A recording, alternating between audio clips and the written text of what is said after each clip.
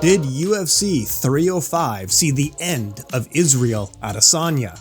The Nigerian Kiwi loses to South Africa's Dricus du Plessis after a 4-round war, which ended with the champion defending his title via rear naked choke submission. It was an incredible back and forth performance from both men. What does it all mean for the middleweight title picture? What does the entire event mean? We're going to break down the entire event fight by fight. We're going to talk about some of the news going on in the world of MMA. Of course, we're going to talk about Conor McGregor and Francis Ngannou and maybe even some Jake Paul if we have time. But let's start with UFC 305. Folks, my name is Tim Wheaton and welcome to Fight Weekly, brought to you by LowKick MMA.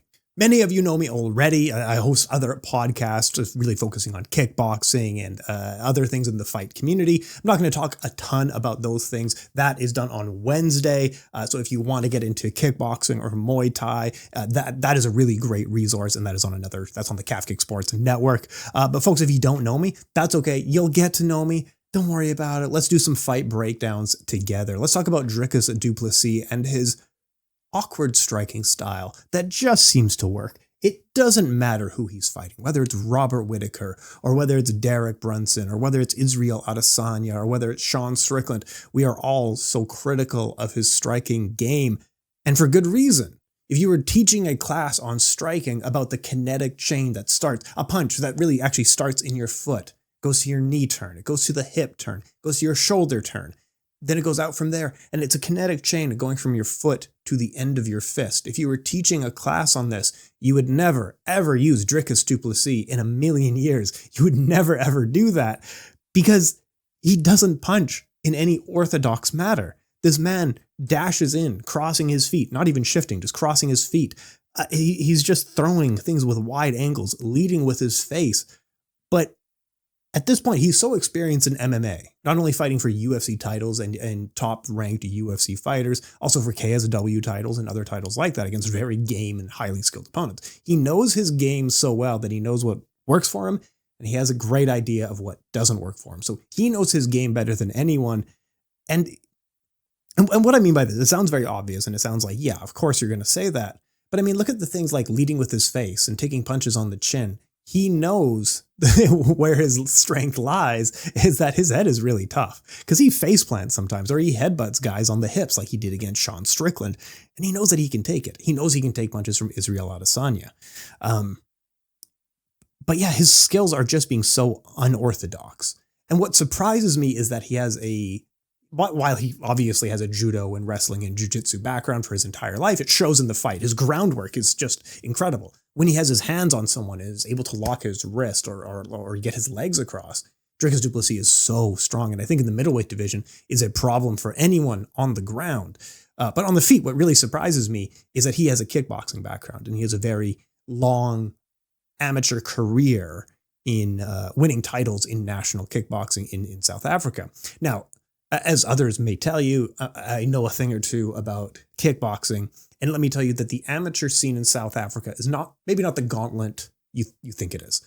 It's great to win a national title. Congratulations. If you're going to be in a league like that, you better be the best and not the second best. So that's great to see. But let's just say you right now, listener, maybe you could go to South Africa and win a kickboxing amateur title. I don't know. But, it's not the huge gauntlet that it once was. And South Africa's had some amazing kickboxers. Mike Bernardo, one of the greatest kickboxers of all time, fought during the golden age of kickboxing. But we are not here to talk about him. We're going to talk about Dricus du Plessis and how his game just keeps working and against very good strikers. Like he beat both Robert Whittaker and Israel Adesanya. That is incredible. Those are such amazing wins. Think about where those two guys were at one point during their career. We were talking about ranking Robert Whittaker and Israel Adesanya up there with the Anderson Silvas of the world. Talking about them, where do they compare career-wise to a Georges St-Pierre or something like that? Skill-wise, where do they match up to the Anderson Silvas and Fedors and Jose Aldos? So for him to come in and finish both of those guys, incredible. Absolutely incredible. And I'm still very impressed that he's able to do this because whenever I watch him fight, I come to the same conclusions as you do as well of like, how does this work? Why does this keep working? So let's break down some of the stuff that I see in his game that I really like, some of the stuff that will continue working going forward. Let's do a round by round breakdown of the championship match, and then we'll talk about what's next for both men here. But yeah, Dricus du Plessis, there is a saying in MMA that it's very simple. It's not graceful in any way, but it's men who go forward win fight. And you can write that down because 99% of the time it's true. And that's why you have exceptions like an Israel Adesanya or a Anderson Silva who's willing to go on the back foot and counterpunch and win fights from there. But those are more rare. The more frequent ones are whatever fighter is more aggressive and forward facing is going to win the fight. And Dricus du Plessis tends to be the more aggressive fighter in almost every fight that he's in. And he's always looking for something. He's always trying to enter in on jabs. He's always trying to throw overhands. And he's always trying to get into a clinch, or he's trying to get into a takedown. So no matter what he's doing, he's always working towards something. He's, like I said, you can take punches on the chin. He is so tough. He's always forward moving. He is so strong. Like, you see this guy's lat spread? It looks like he's carrying a punching bag on his shoulders or something. This guy is absolutely massive. Once he gets his hand on people, like, they are game opponents, like an Israel Adesanya, like a Robert Whittaker, or once they're on the ground with him, there is nothing that they can do. And he is very technical on the ground, which is why, why does it keep working on the feet? He's so good on the ground. But on the ground, like, you can see him, he's very methodical. And he moves from point A to point B to point C very well. And he even has game plans. In his post-fight interview, he remembered a very specific thing that his coach was teaching him on Israel Adesanya. From that exact position, will use the base and then be able to get up from there. So he pointed out these very exact details that he was preparing for and training for. On the ground, he is just so technical. But you wouldn't get that impression from watching him punch on the feet. You know what I mean? Now, I've been watching Dricus du Plessis for quite a while, and I've just come to the same conclusion. And this is even going back to his two fights in KSW. Sorry, his two fights in championship matches in KSW against Roberto Soldic. I think those were at 170. Anyway, Roberto Soldic, incredible Croatian southpaw striker, held two titles in KSW, both at middleweight and welterweight, and had two fights with Dricus du Plessis, and they were both really great fights. But I had the same impression then that Dricus du Plessis on the feet is really awkward and can clearly be outstruck by great strikers, as Roberto Soldic did outstrike him. But now he's outstriking people like Robert Whittaker and Israel Adesanya. And again, I'm going to say it, and I hope he's not past his prime, and I've spoken to him a bunch of times. You can see long-form interviews I've done with him, but I do hope Roberto Soldic does eventually find his way into the UFC. He hasn't been overly active in one championship, and he can compete in kickboxing, Muay Thai, and MMA in one. Hasn't been overly active, coming off a loss right now, but, I think he's still got it. Like, have you seen the middleweight divisions? Like, you know what I mean? You can be a pretty good fighter and make a bit of an impact in almost any middleweight division, no matter what organization it is. But yeah, hoping all the best for Roberto Soldic. And super cool guy, super big Pride FC fan, by the way. Like, this guy doesn't want to talk about his career. When I interviewed him, I think we talked about Fedor and Mirko Krokop and Vanderlei and people like this. Like, that's the stuff that he really wants to talk about. He loves the old golden age of K1, of course. But yeah, Roberto Soldic, super cool guy. What he was able to do against Dricus du Plessis was a lot of attacking the body and then faking the body and then attacking high. And the reason that worked is because Dricus du Plessis always employs a double forearm high guard. And you could hear even Daniel Cormier in commentary talking about that guard, and that it's always high. It's glued to his head. Whenever he enters the pocket, whenever he enters range, he always has his hands glued to his head very high, which leaves the body open. And Roberto Soldic had a lot of success mixing high and low to pull the guard around, split the guard, and punch through the guard. And you can see that Israel Adesanya's greatest success in this fight, and maybe the best singular strikes of the entire fight, were, of course, attacking the body of Dricus du Plessis. Those punches, those digs to the body were so good. I would have liked to see him build off of it a little bit more. He was doing great work. But one of the questions that we had with Israel Adesanya before, and still a little bit going forward, is on being able to pull the trigger. Because he goes through the motions of making very good opponents miss, but then doesn't follow up, but then doesn't punish them for it. And you can see this with Jared Cannonier or other people like that, where he makes them miss. They can't land anything on him, but he doesn't press that advantage very often. So that was the question coming into this fight. You could see that I don't think that was a big problem in this fight because you had a guy in Dricus du Plessis who was just jumping forward. He was just jumping at him, constantly moving in on him. So he was moving into punches quite a bit. And of course, Israel Adesanya, he is a distant striker. He wants to keep his distance from people.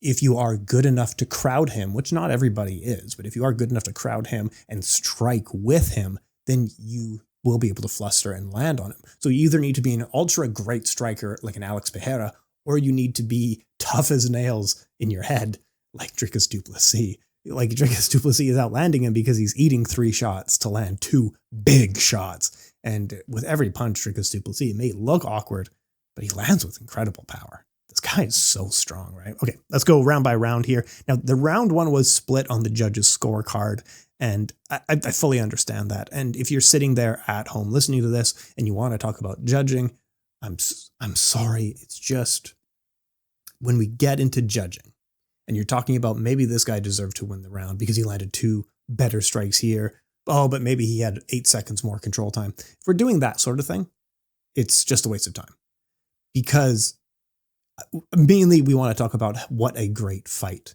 it was. And I always tell people to not be fans of the fighter. So don't come in here trying to convince that X, Y, or Z should have won this fight, or that this round was actually this guy's round because X, Y, and Z. I don't care. Don't be a fan of a fighter. Be a fan of the fight. And you can see this a lot with people trying to talk about Sean Strickland and Dricus du Plessis fight. Like, oh, this guy really should have won because of X, Y, and Z. This guy really should have landed here. He did this here, so he really deserved to win the fight. It's a great fight. Just have a great time. But if you are coming in as a fan of one fighter and not a fan of fighting, you're going to have those kinds of conclusions. And so I would encourage you, just enjoy the fights as much as possible. And if your guy loses, say, yeah, we'll get him next time. Great fight. Great fight. Set a rematch. We'll get it next time. It was close the first time. Don't get into like, oh, he landed 3 more punches here. He really had more effectiveness. Look at the stuff on his face. Stop it. Looks like we're up and running again. Had to change the memory card in the camera because I guess the other one was full. Sure, no problem. We'll start another video here. What I was talking about, make sure to be a fan of fighter because we've seen hardcore fandoms in the past in MMA and they're going to ruin your viewing experience. If you are a super fan of one fighter, like back in the day, some of the toxic fans of BJ Penn and Vitor Belfort were major annoyances, but it's so important to just be a fan of fighting. And I can tell you this because my favorites have all lost, right? Like I still hold grudges from some of these guys who beat Shogun. Shogun was my guy. Vanderlei Silva was my guy. Fedor Emelianenko, my guy. Georges St-Pierre, my guy. So those were early on, and it's so much easier not to be a fan of one fighter. If you are, that's cool. But if you're going on forums or you're going on comments on social media and trying to argue for why your fighter really deserved to win that fight, or, he really deserved because of X, Y, and Z, dude, just enjoy the fights. Just have a great time enjoying it. It's going to make your life so much easier. Trust me.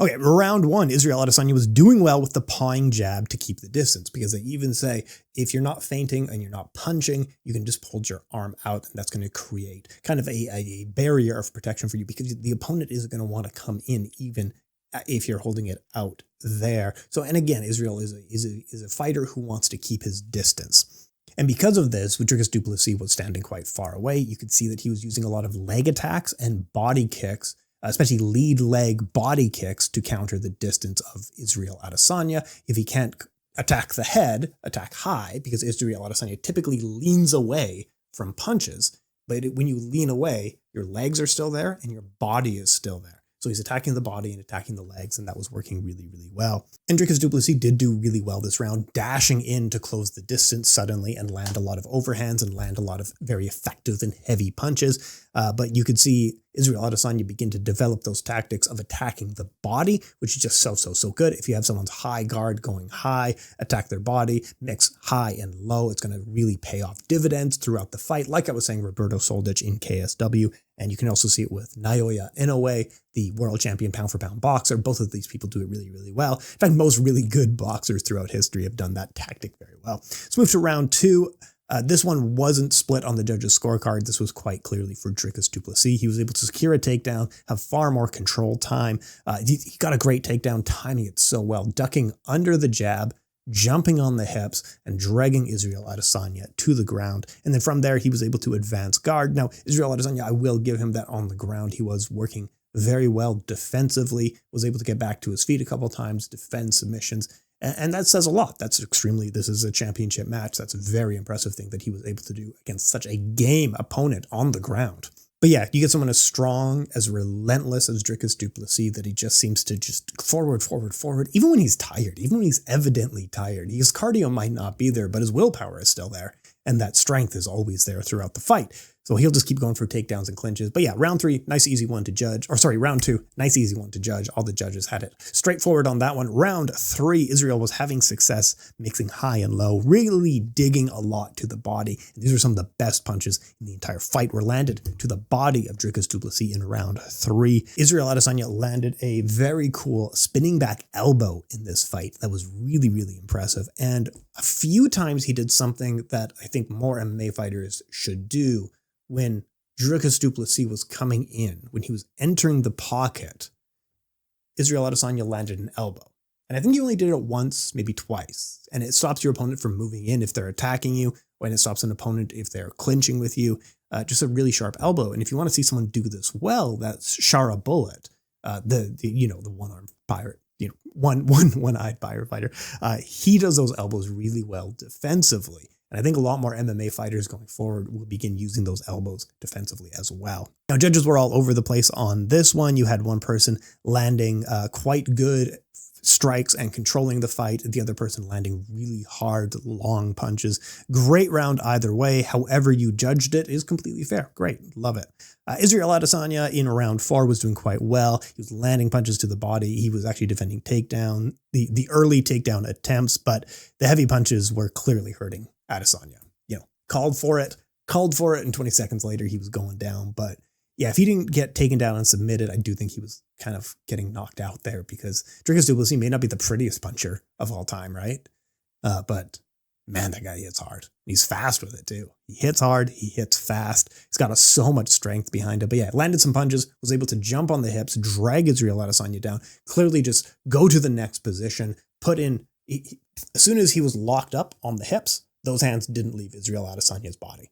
He moved, those are on the hips, and now those are on the neck. What's on the hips? His legs. Tie it up, wrap it up fast. He's so good on the ground at clamping down, at taking those opportunities and finishing the fight. He wins by round 4, submission, rear naked choke, defends his title, and it was a really nice little post-fight interview.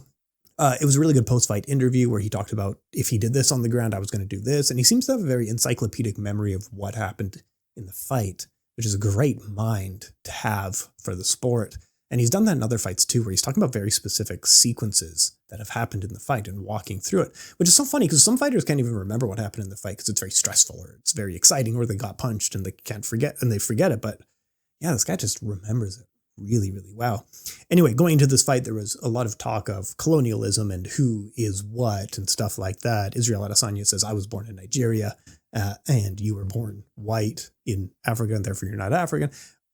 Look, these are discussions that are certainly not, the MMA community may not have the maturity to have this discussion on when it communicates primarily on places like Twitter or YouTube comments or Instagram comments. These are fair discussions to have with your friends, not on some comments. But in the end, it didn't matter because they were just selling a fight with it. And that's always a question of, do you feel ripped off when that stuff happens, right? Tito Ortiz and Ken Shamrock, they trash talked each other for ages. They hated each other. As soon as the fight ended, they said, hey, good fight. We made $2 million here. I don't know. You tell me, do you feel ripped off when that happens? Because Israel Adesanya and Dricus du Plessis had never had animosity. All they were doing was trying to sell you the fight. Because in the end, both of them said, doesn't matter who won, Africa won tonight. If he won, Africa won. If I won, Africa won. Dricus du Plessis said Israel Adesanya has struggled his entire life, and I have great respect for him. It's an honor sharing the octagon with him, and what a legend he is. And then he gifted him a jacket in the back. And Israel Adesanya said it's all cool with Dricus. He's a great African champion. So again, it's up to your personal opinion whether or not you feel ripped off, that it was all a lie. Personally, I don't really care. That's just me though. People don't have to sell me fights. I'm going to be watching regardless. Okay, so what is next for Dricus du Plessis? Well, apparently it's going to be Sean Strickland. That is what Dana White had said. The other top contender match is Khamzat Chimaev and Robert Whittaker, and that, of course, is a massive discussion on where is Robert Whittaker in his career. We don't entirely know how much the age has affected him. Khamzat Chimaev, we really don't have a great idea about where he is health-wise, competing at middleweight. He seems to always be in and out, dropping out of fights. He's often sick. And, a lot of great up-and-comers have looked incredible and then have met tougher competition and looked less good. So it's going to answer a lot of questions. And I think that's a great fight. I really do like that fight a lot. But they're going to give the next title shot to Sean Strickland, and it's going to be a Dricus du Plessis rematch. I think that's fine. It's cool. I don't mind that at all. It doesn't superbly get me off the couch. It doesn't make me wonder about all these amazing things and all these cool techniques we're going to see, because they're both very workmen. They found what worked for them, and they're gutsy, and they're determined, both men. But now we are a far cry from Anderson Silva. You know what I mean? Okay, but neither here nor there. That's fine. That's a discussion for another day, I think. I think, yeah.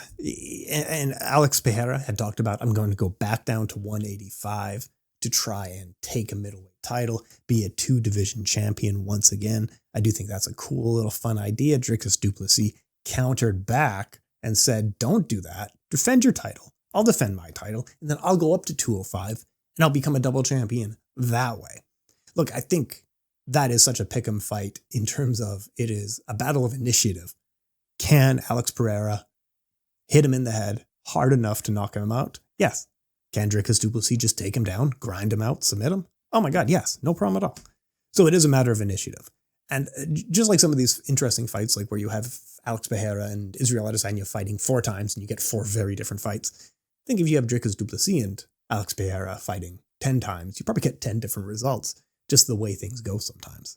I mean, you got a guy who leads with his face against one of the best power punchers in history, but you also have one of the best ground fighters that you've seen in the middleweight division facing a guy who maybe has no ground game. It's just whatever's going to happen is going to happen. And either way, I'm tuning in, and it's going to be a fun one. It's going to be hype. Does it happen? Yeah, probably. Because I don't see anyone at light heavyweight really beating Alex Pereira for the next little while. And do you see anyone at middleweight beating Dricus du Plessis? Maybe. It's never that simple just to talk about age or hype. I don't know. Khamzat is there. You do have a very determined Robert Whittaker there. I don't know. Maybe he's able to hang on to the title, defend it a couple more times, and then move up. But it's an exciting time.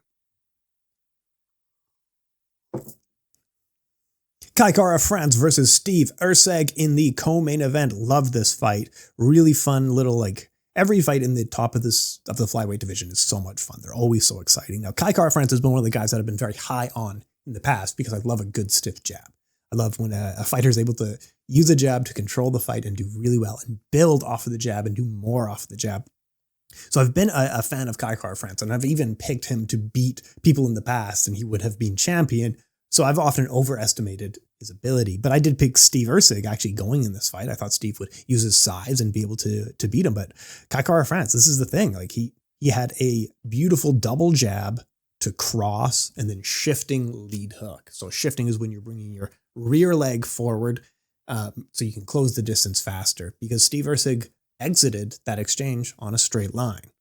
Double jab, cross, shift, lead hook. That's all she wrote. It's good night, Irene. Am I right, folks? So that was a beautiful one. Now, Kai Kara-France is in a really odd position where everyone in front of him he has lost to before. Amir Albazi. He has lost to Brandon Moreno. He has lost to Alexander Pantoja. Now, Alexander Pantoja, the champion, may be a great matchup for him because, you just beat the top contender, so now you're the next top contender. But the problem is the 2 guys in front of him. That actually just moves Amir Albazi up in the rankings even more, right? You beat him that was the last fight he had. So really, Amir Albazi does deserve that title shot against Alexander Pantoja. Now, we all know the UFC isn't putting the hard sell on this division. They might cut it in the next little while. It's not really clear what they have in mind for this division, and I get that. Totally fair. So doing some matchmakings with him, I do think Kai Kara-France. How about a Kai Asakura? He was just signed by the UFC from overseas. Really great puncher, really great boxing skills, really just a great striker overall. Powerful as well. Now, he is going into bantamweight, and I do think that's a bad idea. If he can make 125, I think he should do 125, and I think a banger fight would be Kai Asakura versus Kai Kara-France. Folks, it's not going to happen, but what a fun fight it could be, right? Steve Erceg, he'll get the recovery. He'll get back in there. It's a good division for him. And it's such a weird thing with the UFC's flyweight division, and maybe a slower week. We can talk about it a bit more. But you almost get the feeling that it's not the best one in the world. Like, how do you pair up a Alexander Pantoja even against an older Demetrius Johnson, even against an older Kyoji Horiguchi? Well, whoever you pick, you're not wrong. But like the UFC for a short time, for most of the UFC's history, a lot of their top champions were not top in that division because you had really great fighters in Japan. They were able to buy out Pride, and then for most of its history, once they bought out Strikeforce and stuff like that, it was very clear that the best fighters were in the UFC. And I'll give you an example. I'll give you an example of this, but obviously Pride, most people said those were the higher ranked fighters, especially in the bigger weight classes. In the UFC, maybe their lighter weight classes was very, very good. Now, I'll give you an example of this, that for a long time in history, the UFC didn't have the dominance on the rankings that they do, obviously, today. But when Anderson Silva won his title against Rich Franklin, smashed his nose, took the title dominantly, neither Rich Franklin or Anderson Silva was ranked number one in the middleweight division at that time. It was actually Paulo Filho, who was the WEC champion, who most people considered to be the top of 185, just doesn't have the major title. Of course, that later went away. And the WEC was eaten by the UFC, and you got all those major fighters in there then. But yeah, for most of MMA's history, the person holding the UFC's title is number one in the world. And now you're starting to see some questions about that. Flyweight? Absolutely. Heavyweight? I don't know. You tell me. Is Francis Ngannou? I mean, he didn't lose the title. Doesn't he deserve to be number one in the world? He still owns the lineal title. And the UFC Heavyweight Championship is a very good title to have because it has so many lineages tied into it. It has a dream lineage. It has UFC 1. It has a UFC Super Fight. It has a UFC Heavyweight title, of course, and it has a Strikeforce tied up into it. I think it maybe has the WAMA title. No, it doesn't. No, I think it does. It does have the WAMA title. And, of course, it has the Pride FC title. So most of the great lineages in UFC history are tied up in the UFC Heavyweight title, all of which right now belong to Francis Ngannou. So if you were making a rankings that wasn't UFC, it was just MMA, at flyweight, would it be the UFC champion? At heavyweight, would it be the UFC champion? Just questions. I don't know. You let me know. Lightweight division, Mateusz Gamrot versus Dan the Hangman Hooker. And like most MMA fans, I'm a huge fan of Dan Hooker, but going into this fight, I was picking Mateusz Gamrot. I like Mateusz Gamrot's style quite a bit. He is so much fun, and he reminds me of a very earlier time of going to takedowns, to scrambles, and always moving for position. It really reminds me of like a young Caro Parisian or a young Diego Sanchez from very, very long back in the day, some Spike TV Caro Parisian kind of thing. But you're also looking at the questions on discipline of a guy like Dan Hooker, who will often abandon his game plans and doesn't often out-wrestle people. Now, when I say that, like, he was out-wrestled by Islam Makhachev. And that's almost a slap in the face of like, that doesn't tell you anything. Of course he got out-wrestled by Islam Makhachev. Who doesn't get out-wrestled by Islam Makhachev? But Mateusz Gamrot isn't Islam Makhachev. And what a fun fight these two had. Dan Hooker did incredible, keeping his hips super far behind him to defend from takedowns, but Gamrot was able to land a right hand to counter a body punch and knock him down early in round one. Nearly finished the fight early, Mateusz Gamrot did. And then Dan Hooker rallied back just a minute later, returns fire and scores his own knockdown by mixing feints, then body and head punches, mixing high and low, mixing feints to it. He's able to land some punches and score a knockdown in round one. Round one's a tough one to score. However you scored it, great, love it. Gamrot got a great takedown off of the kick, advanced to side control in round two. Dan Hooker wall walks back up, always controlling the center, always pushing his opponent back. And remember that when things are even, you do look at aggression when scoring. Mixing high and low punches again, attacking the body and head. Single leg countered by a guillotine and sprawls out. Now that single leg being countered by a guillotine that happens almost every time Mateusz Gamrot goes for a takedown. It's the same entry, and you don't need to finish the guillotine. All you need to do is threaten with the guillotine. Round 3, you see some sharp straights landing for Dan Hooker, countered a single leg again with a guillotine, but Gamrot reverses it, trading heavy punches now in round 3. So much fun. Just love the takedown defense from Dan Hooker. Love that Mateusz Gamrot moves so well into different game plans. Like, oh, that takedown doesn't work. I'll try a different takedown. Oh, he's countering this takedown with this. I know the answer is this. Oh, we're on the feet. I'm just going to try to punch, take his head off. What a great fight. This was such a fun one. One fight of the night. Well-deserved, another 50,000. What is next for Dan Hooker coming off of this victory? Super exciting fight, super violent fighter as well. There is no bad matchups in this lightweight division. Move him up. Like, you could see him fighting a Justin Gaethje. I've seen a lot of people online talking about that blonde Dan Hooker should really be fighting the blonde Charles Oliveira. Personally, I love that fight. My God. There's no bad fights here, but he moves into that kind of violence triangle of the Eddie Alvarez's, Justin Gaethje, and Dustin Poirier's. He's kind of moving into that range now, where he's just a fun fighter. He's always must-watch TV. Tune in, because he's going to have a bloodbath of a fight against anyone. So whether he's fighting a Justin Gaethje or what about Ataman, Rafael? These are all great fights here. I do like the Charles Oliveira quite a bit, but I think regardless of who he fights next, like it could be Charles Oliveira, Justin Gaethje, or whomever, I'd like it to be 5 rounds. I think he deserves that. And my God, how much fun would that be? All right, moving down the cards. Jairzinho Rozenstruik versus Tai Tuivasa. Literally no notes on it. You didn't learn anything from this fight. Jairzinho Rozenstruik is a pretty good striker, well past his physical prime. Is able to control with the jab. Tai Tuivasa has no answers for the jab anymore. He's not really motivated, kind of doing the same thing every fight. So you didn't learn anything from this fight. None of us did. The only real note that came out of this was that the judging was so bad that one of the judges was removed from judging for the rest of the night. And that is great to see. Judging actually has got a lot better. It doesn't feel like it, but judging has gotten so much better in MMA because they have so clearly defined what wins fights that even if you disagree with those standards and don't feel like that's the right standards of judging, at least all 3 judges are typically on the same page with what those standards are and what is scored. So a split decision where one guy gets, 2 judges and the other guy gets 30-27, that is very odd. So it's odd scoring. And it was great to see them just pull him. He's not judging later in the night. He's probably either going to a re-education center or more likely, and he's not getting fired. That typically doesn't happen in an athletic commission. But yeah, great to see. Carlos Prates against Jingliang. Now, I love this fight so much. Now, we were talking earlier about Dricus du Plessis and his weird non-kinetic punching. You wouldn't teach a class on how to punch based on Dricus du Plessis. Carlos Prates, on the other hand, oh my God, picture perfect 1-2. This guy's hands are so sharp. If you were teaching a class on a right cross, this is the guy that you might want to have as your perfect example. It starts from the feet to the knees, the hips turn over, the shoulders come around. It's picture perfect. And every time it landed, and it clearly was affecting Jingliang. Absolutely incredible stuff. I absolutely loved to see it.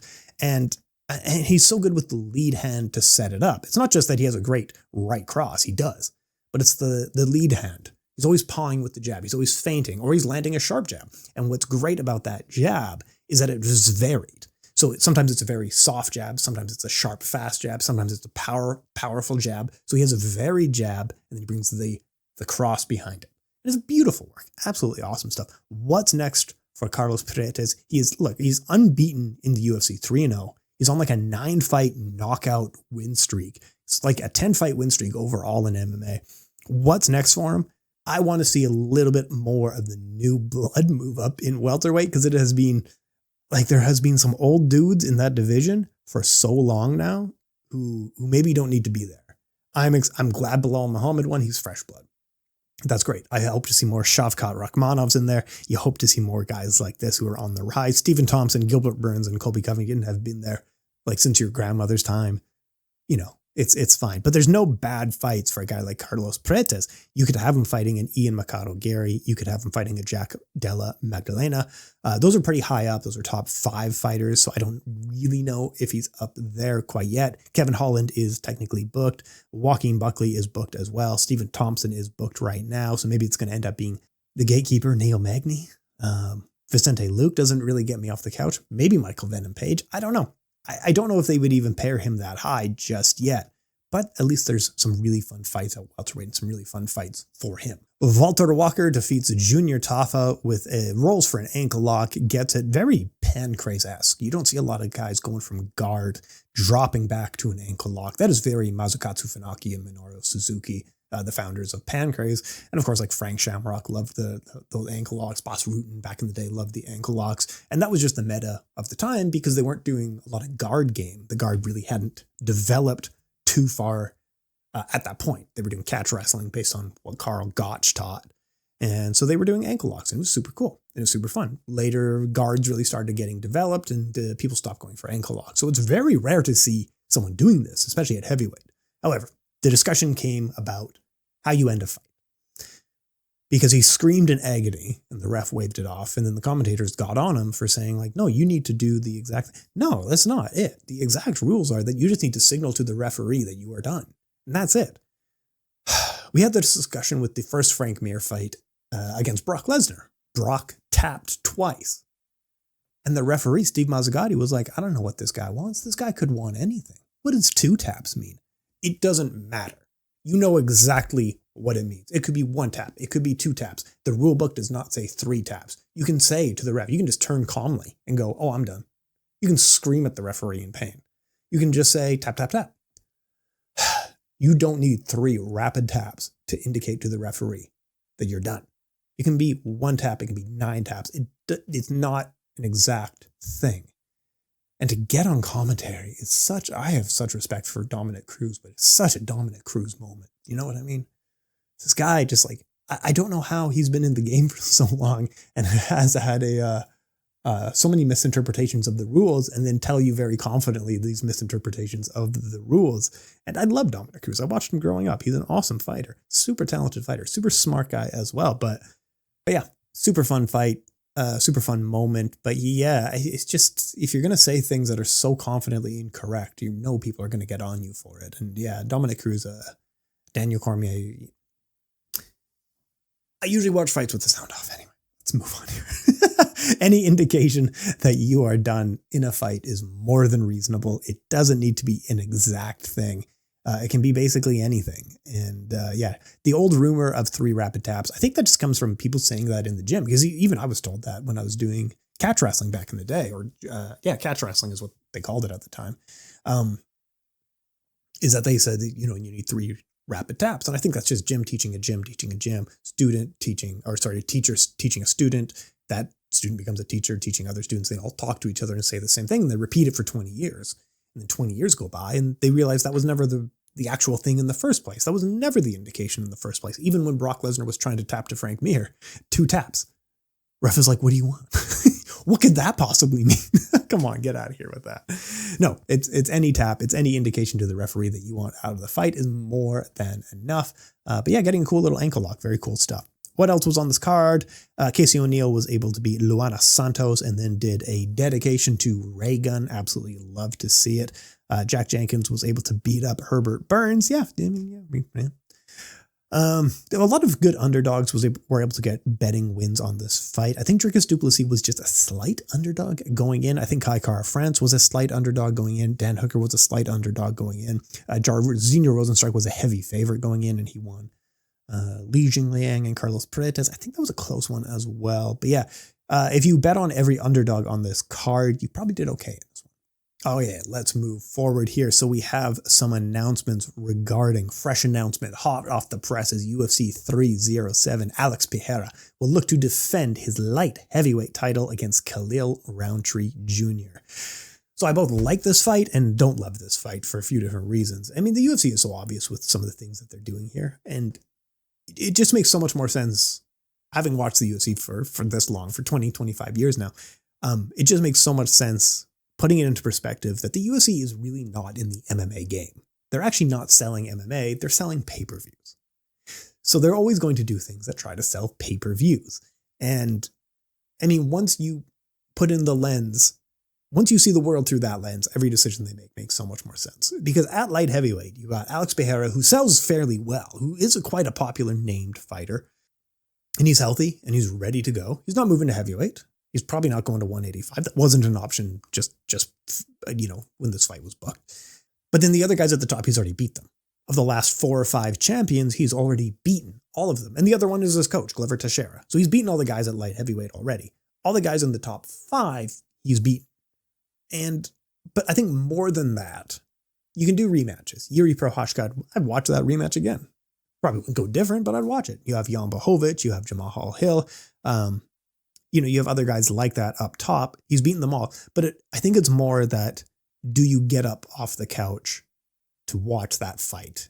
Does Jan Blachowicz getting another rematch inspire you to get up off the couch? Does Jamal Hill inspire you to get up off the couch? Maybe they do. I don't know.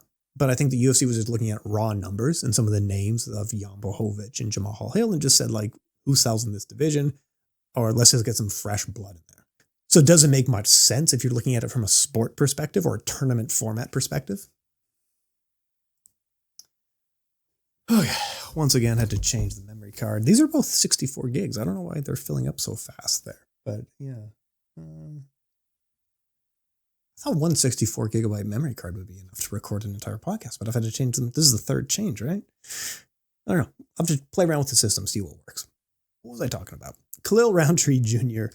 and Alex Pereira. Okay, yes, remember that they're selling pay-per-views, not MMA. So it doesn't make sense if you're judging this like it's a tournament format where guy fights X, therefore fights the next guy up. No, of course it doesn't make sense. Khalil Rountree fought a guy who was just ranked outside the top 10 and then got popped for PEDs, and then now he's getting a title shot. So no, of course it doesn't make sense. But the thing is that the UFC sells very well fresh blood, and this has a really good angle to it. And I'm going to say it too, and this is why I kind of like the fight as well. Khalil Rountree Jr.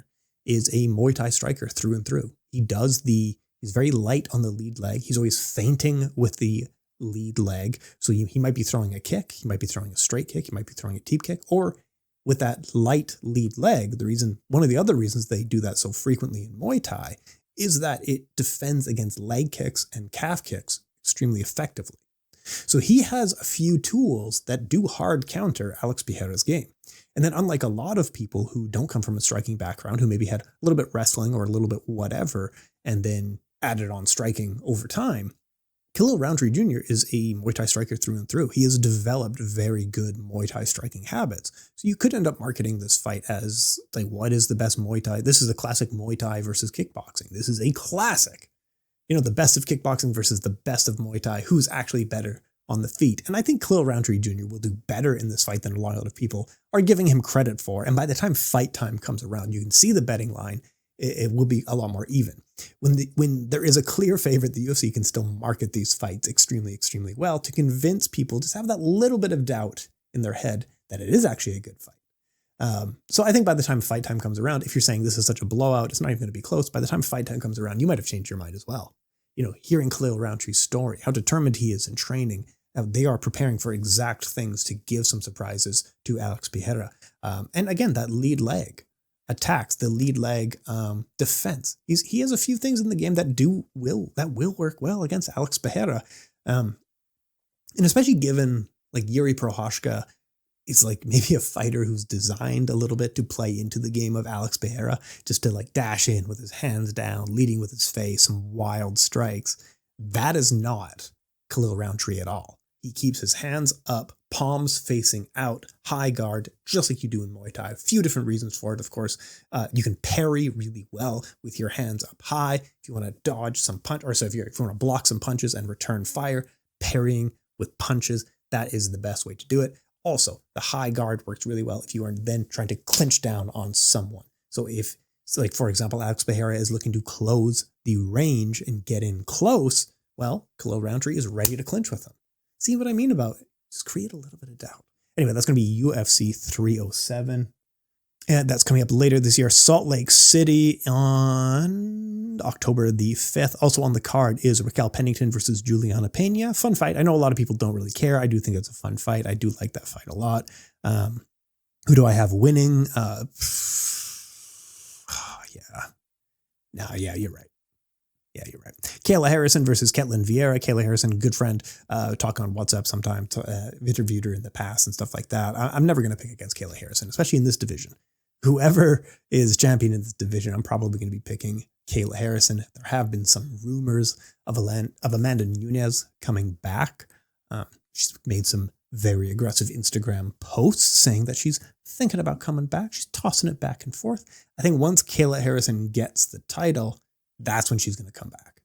And I would love to see that fight. I think that is such a great fight for women's MMA history, crowning who is the greatest. I don't know. There's just so many good timelines here, but it's also a really good narrative for the PFL that benefits the PFL because they're over here. They just lost Kayla Harrison, but their fighter just beat Kayla Harrison. Larissa Pacheco just beat Kayla Harrison a few weeks ago. Sorry, like last month. It was announced a few weeks ago that Larissa Pacheco will be fighting Cris Cyborg.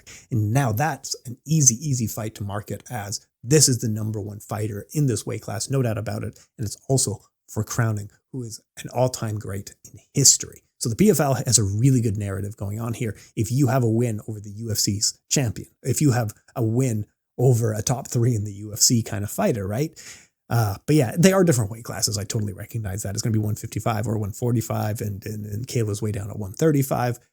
You know, the optics don't always match the exact of how it looks isn't always exactly how it is. But look, if you are in the PFL marketing room, that is definitely no doubt something that you're going to run with. And you understand why they would run with something like that. That you might have the number one fighter here with Cris Cyborg or Larissa Pacheco, as we've already beaten their best fighter. Also on the card is Aljamain Sterling looking to continue his run through the 145-pound division as he meets Movsar Evloev. Aljamain Sterling, he has the one win against a top contender, Calvin Kattar, already in this weight class, and now he's fighting the unbeaten Movsar Evloev. And I mean, Evloev he's been on an attack of the featherweight division for a few years, but just due to injuries and odd bookings, he's been in and out.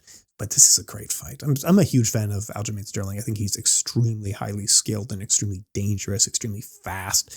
Yeah, it's just absolutely awesome to see here. This fight requires more analysis than just a quick pick now. But this is one of those look into it, get back to it. That's going to be also announced this week on UFC 307. Also on the card will be Jose Aldo against Mario Batista. Oh, chef's kiss on that one. Roman Dolidze will take on Kevin Holland, and of course, Stephen Wonderboy Thompson, as we mentioned, is going to face Joaquin Buckley. Great fights, bangers. I'm really looking forward to this event. It's going to be so much fun there.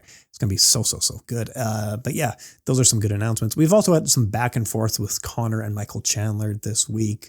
You know, it was booked several months ago. They canceled it. It was booked several months after that. They canceled it due to injury. Michael Chandler had finally had enough, and this week in various interviews said, I'm moving on from Conor McGregor. I'm going to go take a fight while he gets his life straightened out. What did Dana White say in press conferences? He said, no, Conor is not fighting in 2024. There's no way that guy's fighting in 2024. No possible way. It's like they set a trap. Him and Dana White and Michael Chandler set a trap for Conor, and Conor played right into it. So then Conor, of course, gets on Twitter and says, no, I'm ready to fight in December. Let's go for December. Everybody wants December. Let's get December.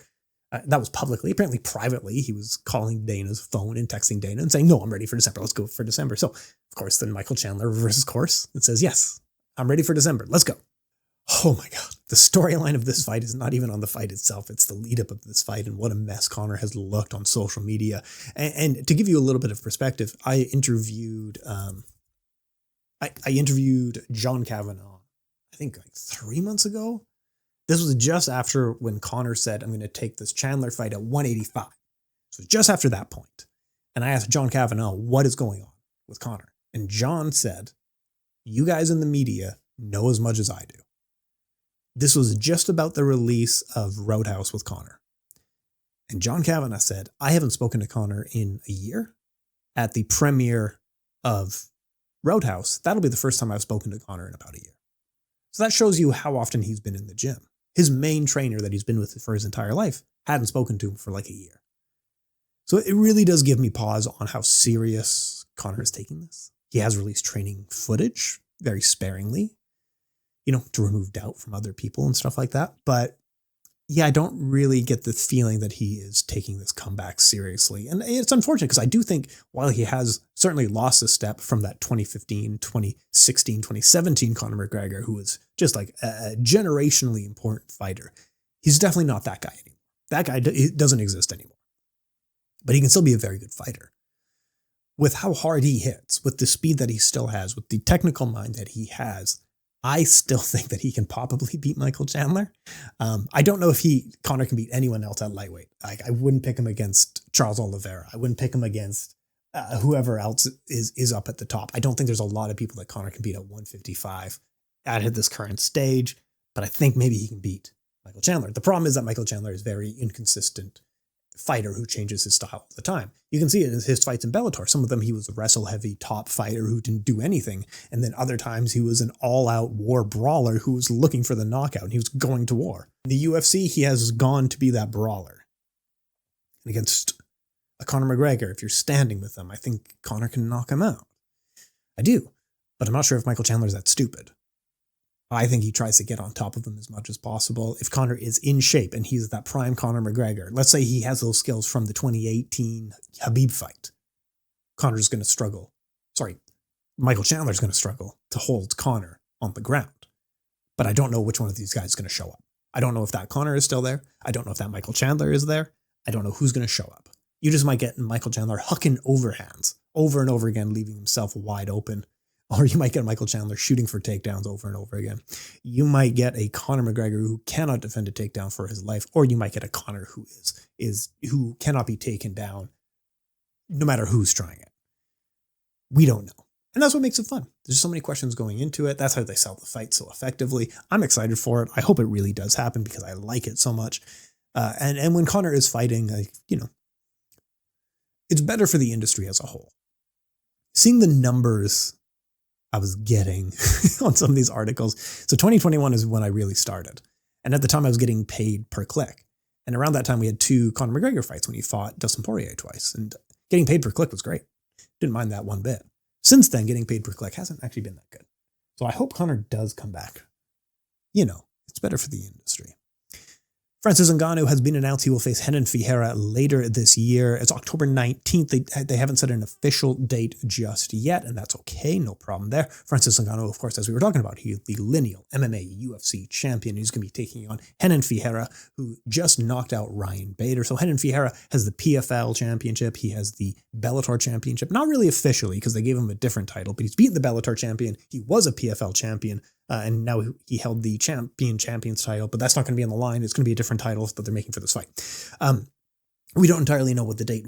We know the date will be October 19th. We don't know the location, but it's very exciting to have Francis Ngannou back. He had 2 blockbuster boxing fights. One of them he did much better than expected against Tyson Fury, and one of them he did about what we expected to see against Tyson Fury when he faced Anthony Joshua and got knocked out pretty early.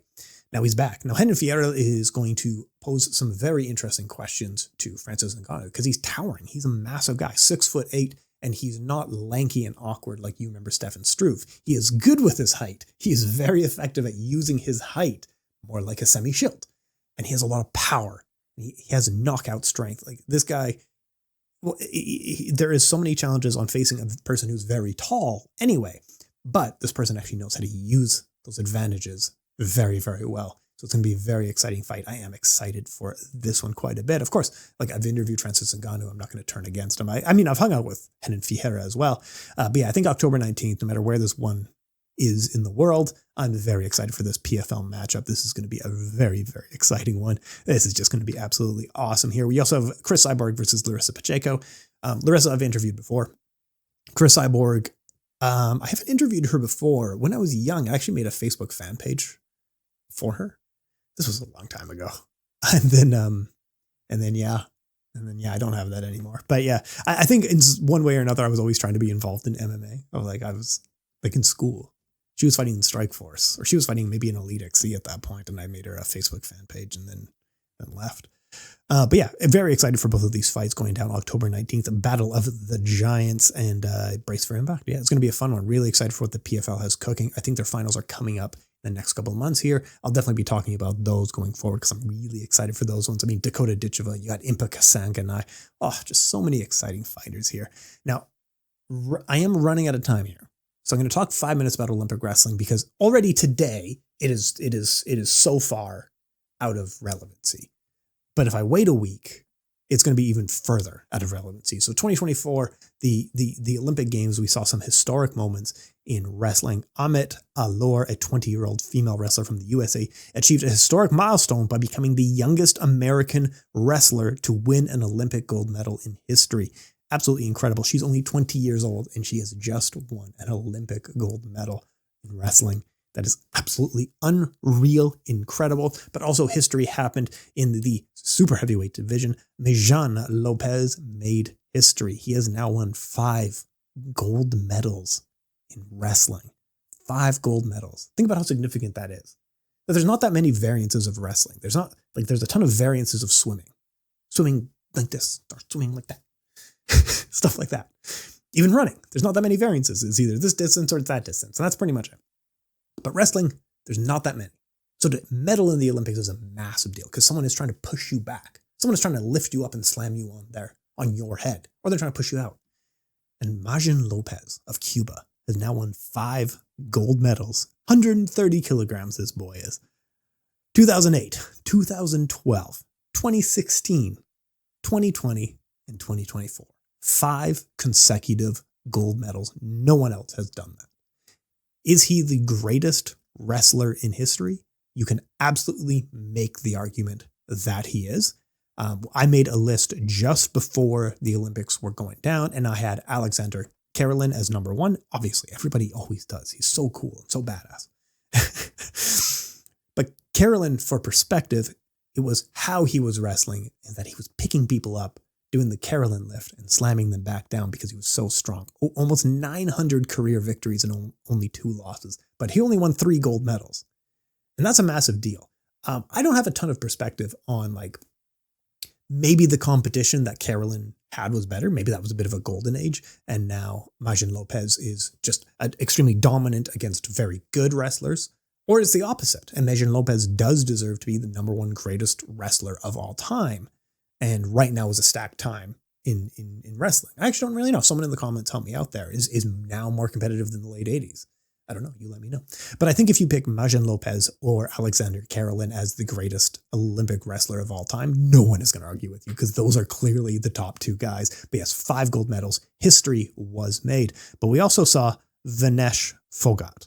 I want to talk about Vinesh Phogat as well because she's really interesting. If you have followed one championship, Ritu Phogat. This is her sister, Vinesh Phogat, who's an Olympic wrestler. There are 6 Phogat sisters, and they're all wrestlers. And they started on the sand style of wrestling in India. They were taught by their father. There is a blockbuster movie. It made hundreds of millions in Bollywood, and apparently in China it did very well. Anyway, the sisters have a movie about their life because their lives are incredible. All 6 of the sisters have wrestled or either medaled in the Asian Games, in the Commonwealth Games, in the World Championship Games, whatever it is, but they have not ever medaled in the Olympics. Now, Vinesh Phogat was a favorite to at least maybe get bronze or silver in the 2024 Olympics, and then she showed up and defeated Yui Sasaki. Now, the reason that's a big deal, she defeated Yui Sasaki in the first round, and this was an incredible feat. Listen to this. Japan's Sasaki captured Olympic gold in 2020, and during that year, she did not concede a single point in that time. In fact, Sasaki has remained unbeaten in a consecutive 24 international tournaments, sporting a record of a perfect 82 wins and 0 losses. Absolutely incredible. In any sport. That could be from tennis to MMA to kickboxing to Olympic wrestling. It doesn't matter. 82-0, unbeaten, didn't concede a single point in the previous Olympics, and then she loses to Vinesh Phogat. So then we upgrade our perspective of Vinesh Phogat that maybe she's not doing silver or bronze. Maybe she's a gold medalist. Wins a couple more, and then she's competing for the finals. And the entire country is behind her. This is a new inspiration. This is absolutely massive. The Prime Minister of India is shouting her out, thanking her, supporting her. But it didn't come on the mats. Her loss didn't come on the mats. It came on the scales.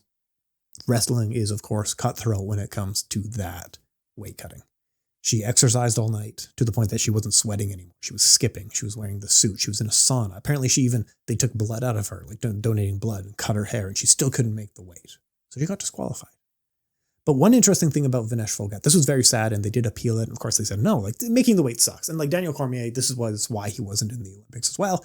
He just couldn't cut the weight. His kidneys like exploded when this was 2008 Beijing, I think, or just before that. I forget exactly when Daniel Cormier, but he was a favorite to win gold. He was captain of the wrestling team, and he would have fought Majan Lopez. He probably would have wrestled Majan Lopez, but just couldn't cut the weight. So that's super sad, but that's the way Olympic wrestling is. But yeah, they didn't appeal it, but it didn't matter. But Vinesh Phogat has been protesting against forms of power in India. So she has stood against the long-lasting authorities in the Indian Wrestling Federation. The president of the Olympic Wrestling Federation has been sexually harassing women who are wrestling. And from what the evidence shows is that it's very systematic. It's a person who knows that he's in a position of power with vulnerable people who are in a weaker position of power. And so they started protesting, and the protests were met with backlash. Police were arresting them. They were detaining them. They were getting in fights with police officers. Everyone stood against them, but she continued forward anyway and said this is the right thing to do. But many women in India joined these protests. And of course, almost all of the women who have wrestled had many accusations against the president of the Indian Wrestling Federation. But she kept going forward. I mean, police told her to stop. Politicians told her to stop. The public had backlash against them and told them to stop. She knew this was the right thing to do. And now it did pay off for her because the IOC is changing how they're going to look at wrestling and where they take advice from. But the president of the club has also been stripped of his position. He apparently was a politician as well and lost that position. But now he's waiting for his day in court. And look, this is what Vinesh Phogat said. She said, "I have only felt a deep sense of humiliation since I mustered the courage to protest. It was the same disgusting pattern over and over again, and I am among the victims. The fact that no one was listening to us forced me and others to start a public protest as we have wanted the nation to know how top athletes were being mistreated. We wanted Singh, the president of the IWF, to be dragged out of his home, but because he is a powerful man, he is roaming around and we are both being told to sit at home." So she challenged the traditional structures of power and was pushed back, and she continued forward anyway. And now this is sitting in a Delhi court, and the court is looking at the evidence and saying, like, yeah, this is a very solid case here. They even said it was clearly systematic. They said, this is from the Delhi court. "The allegations demonstrate that the offenses committed against the victims were not random, but part of a continuous sequence of events, suggesting a premeditated strategy to assault vulnerable victims repeatedly over several years. This is a person exploiting their position of power and opportunity to harass subordinates." So she may not have won a gold medal, but maybe her legacy is bigger than that. Maybe she did something bigger than win a gold medal. She stood up for what she believed was right, challenged systems of power. She almost lost her career because of it. She stood up for what she believed in, and then she enacted change. So Vinesh Phogat may not have won an Olympic gold medal. She was heartbroken over that, and the entire Phogat family was heartbroken over that. And she has retired from wrestling since then. But that kind of change, that legacy, fighting for justice, that is absolutely incredible. Folks, I am Tim Wheaton. This is Fight Weekly. I come at you every Monday. If you want to talk kickboxing and Muay Thai, I will see you on Wednesday at Kick Weekly. Keep it locked to LowKick MMA. Massively appreciate your time, folks. This has been a ton of fun, and we will be back. Oh, if you want a quick preview for next week, I'll be back Monday, but let's take a look. It's going to be Caio Pereira taking on Jared Cannonier. This is a coming out party for Pereira. All right, folks. Thank you so much for your time. Appreciate it. My name is Tim. Talk soon.